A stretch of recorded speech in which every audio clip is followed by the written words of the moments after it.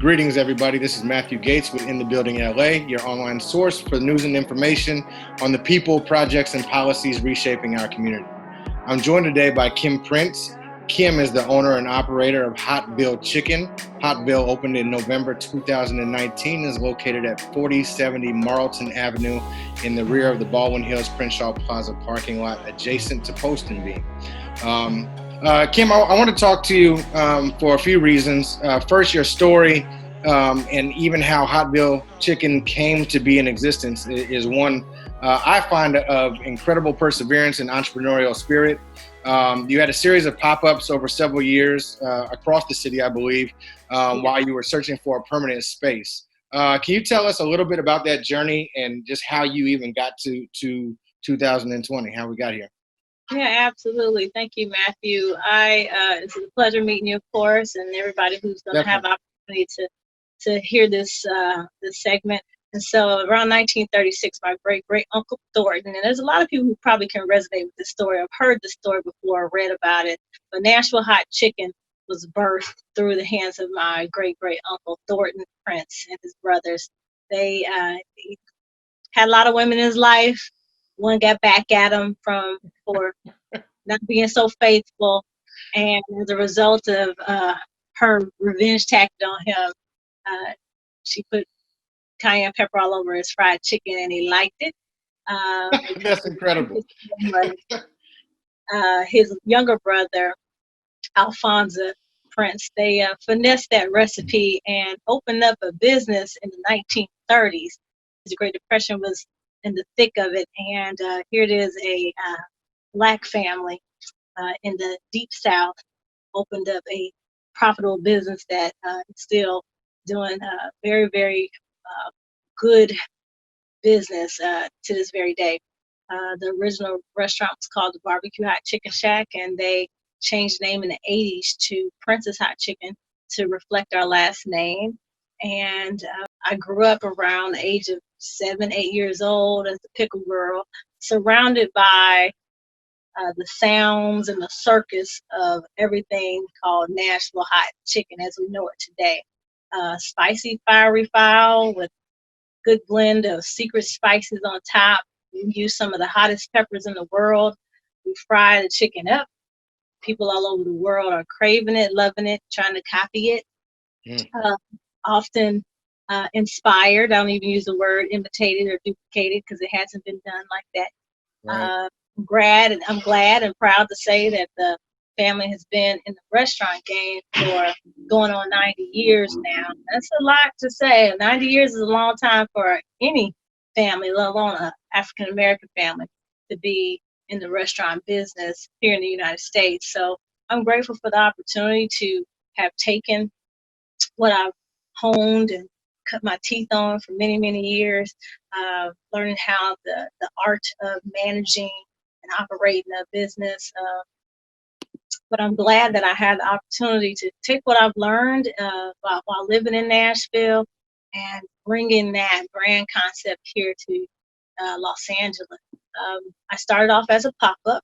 I'm talking food festivals, renting out space for people to have secret suppers and private dining type of events where I introduced the Nashville Hot Chicken menu with a lot of signature Southern sides to people who wanted to come in and feast.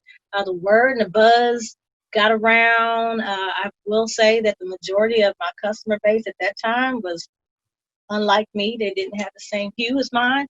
That was all starting around the summer of 2016. By the December of 2016, I desperately needed a space to permanently function out of.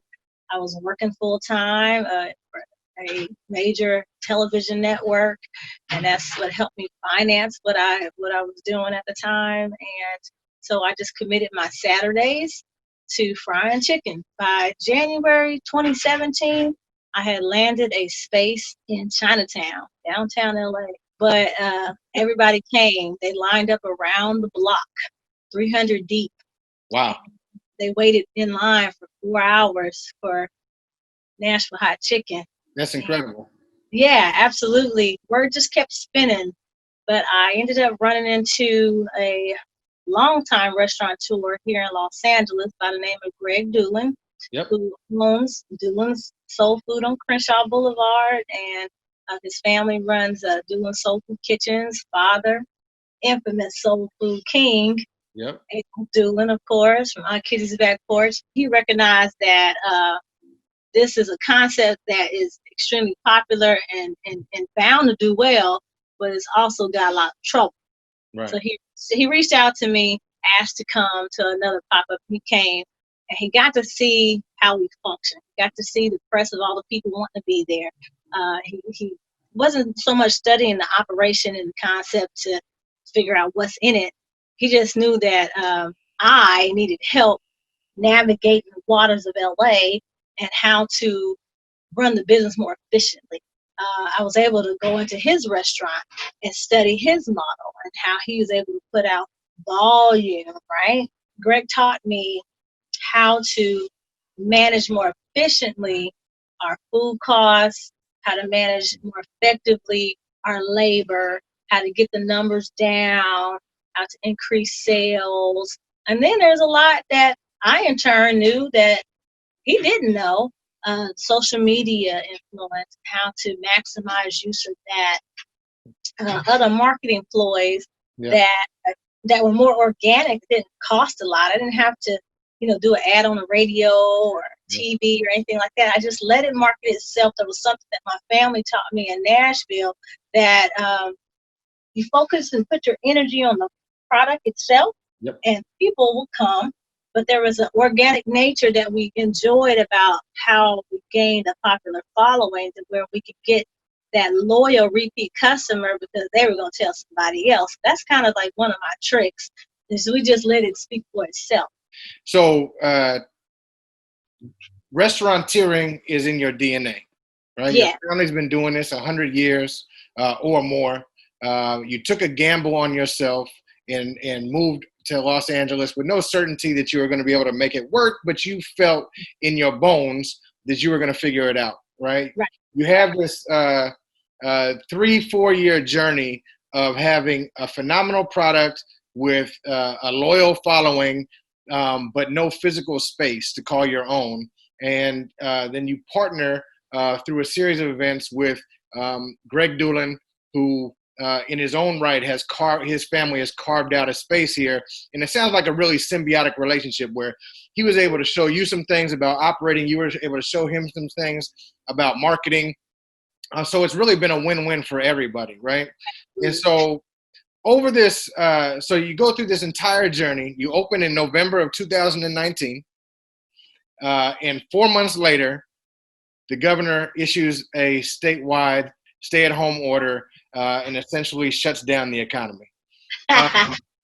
What was that? What were those first few days like as a business owner for you, having seen all of this hustle, grit, determination culminate in arriving in your physical space, and then 4 or 5 months later, the entire equilibrium, the entire way that we do business changes right underneath your feet? Oh yeah, absolutely. I like the way you put that together, because we had been riding on this high. Our grand opening to the public was December 17, 2019. And literally 3 months to the date, March 17th, we are putting chairs on top of the tables because I got this email from the health department saying, giving us instructions on the mandate for a dining room, no more. I had gotten a screenshot about the mayor's restrictions on restaurants, rather. Sorry, and I remember staring at it, and I didn't understand it, because we were open that Sunday, the 15th of March. A great day of sales on that Sunday.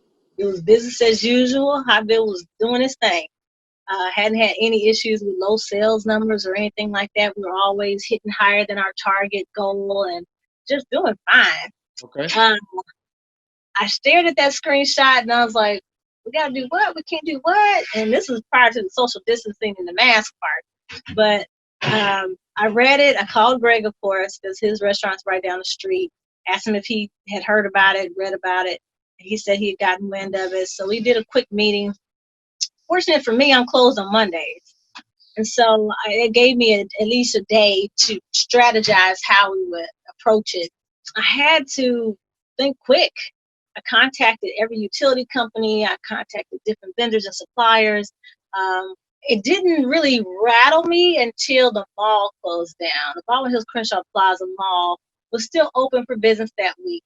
But on Friday the 20th, every vendor, every store, all the food court, the parking lot emptied out that morning. They got word that they had to close that as well as people were learning about the virus. So they closed the mall down. That's when the boom. That's when I felt the hit because my promised traffic that would typically come through the mall area because we're on the mall property that ceased. Yep. But one thing that I committed myself to was not to close. When we first started the restaurant a couple, 3-4 months ago, we didn't do delivery. We didn't have phone orders. We did a lot of takeout, of course, but the majority is the pride of our dining room. People loved coming to the restaurant just to hang out, just to sit in the home away from home. I put a lot of energy into making sure that our dining space was our pride. It takes people to Nashville without them having to go to Nashville. That was a gold star for us because people felt that way. The sounds, the music that we would play, the TV's on, the food coming out, got a whole lot of Southern drawl and y'alls in there, name tags that say cousin on them, auntie on them. And so people felt very connected to Hotville Chicken. And even though it was brand new, and we're in the New York Times, and we're in the LA Times, in the Guardian, got like all this amazing press surrounding us because, wow, the vagabonds of Nashville hot chicken royalty has finally landed a home in the Baldwin Hills Crenshaw area. And I live down the street, which is great. And I play in this area. I go to the movies over here. I go to the grocery shopping. My dry cleaner is down the street. Everything I do is right here in my own community. So the whole coronavirus restrictions on restaurants, it really, really hurt to not see that foot traffic coming through the door. But we experienced more than 70%, 65 to 70% drop in sales immediately that first week. And I remember talking to Greg about it because he was feeling it at his restaurant too. Sales were plummeting and going down that first week. And I was just, Greg kept saying, we need to close Hotville. I was like, well, you going to close Doings? I'll close Hotville when you close Doings. So I refused to close the restaurant. I mean, many, many tears, don't get me wrong. There was a smile on my face, but it did not come. I don't wear the smile to be arrogant. I smile because of the experience and knowing the hardships that we've had to overcome just in the last 5 to 6 weeks since the restrictions on restaurants started. So 100%. And you had to work so hard to get to this space. I know the spirit of overcoming adversity rose over your body. You said, nope, not today. I didn't go through all of this to have my story end here 4 months in. Exactly. I literally, you almost verbatimly said exactly what my prayer was. I remember sitting in my car looking at some storm clouds that were heading this way. And I was parked in the back of the restaurant and I spoke to those clouds and I was like, don't you let a little drop fall. We got enough going on here.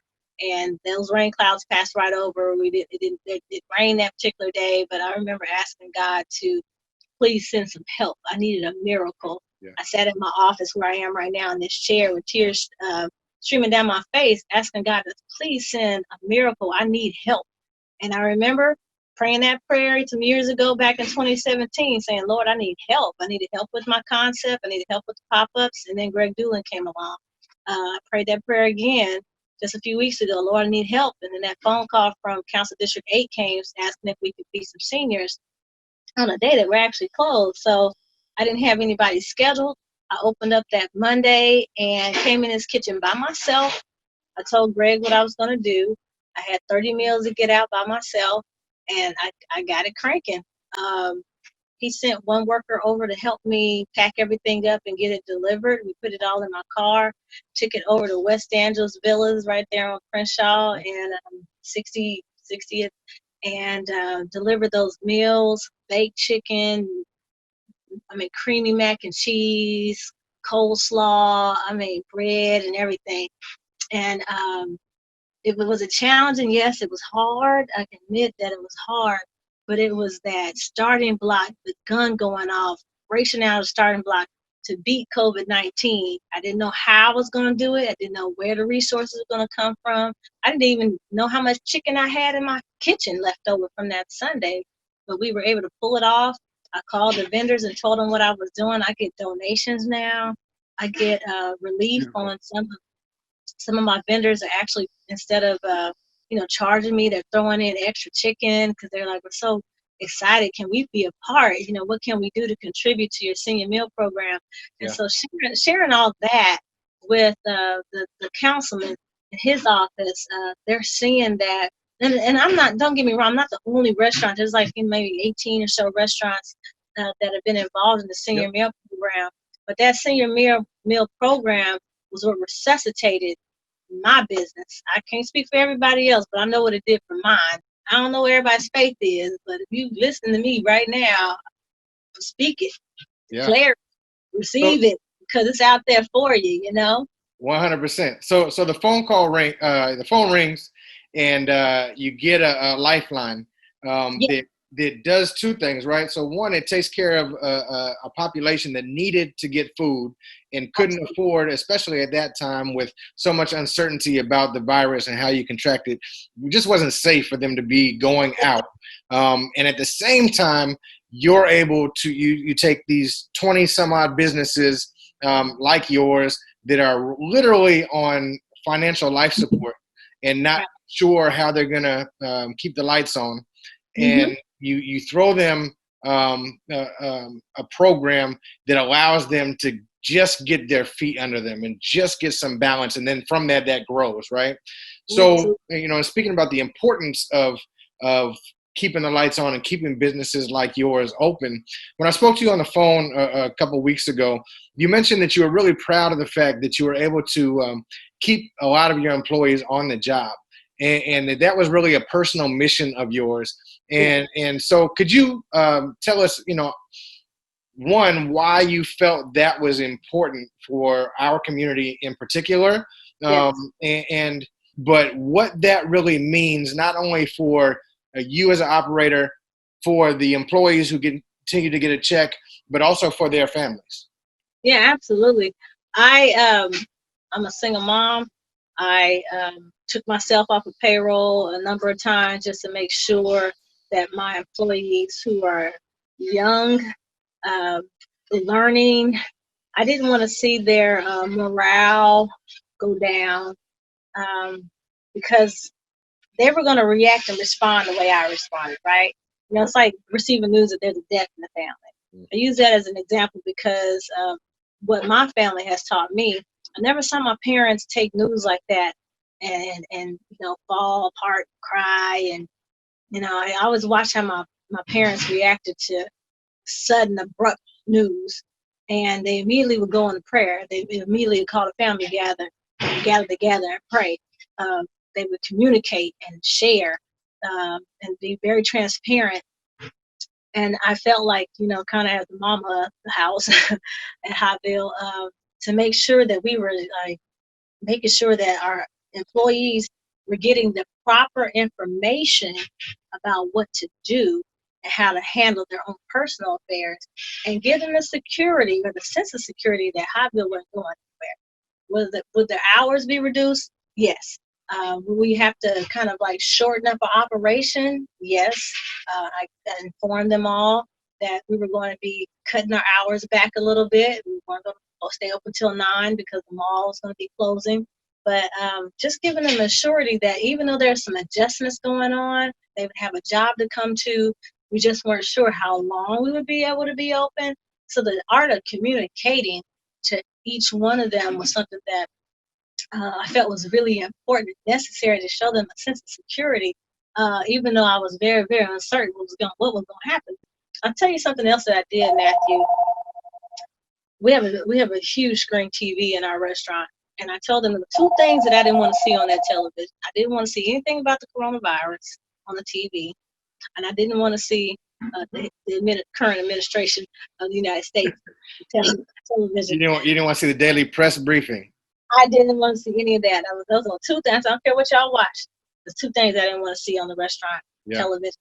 And the reason why I did that is because I didn't, it was already hard enough. People already saturated and overly saturated with lots of news hitting them all the time. It's hitting your phone, it's on the radio, it's surrounding you. You see people walking with a mask on, and everybody's kind of got this hysteria, panic, anxiety thing going on.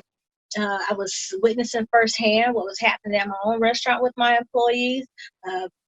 Depression, some having to actually seek medical attention or get counseling because of depression and anxiety. I have a lot of young people that work here. A lot of them are still in high school.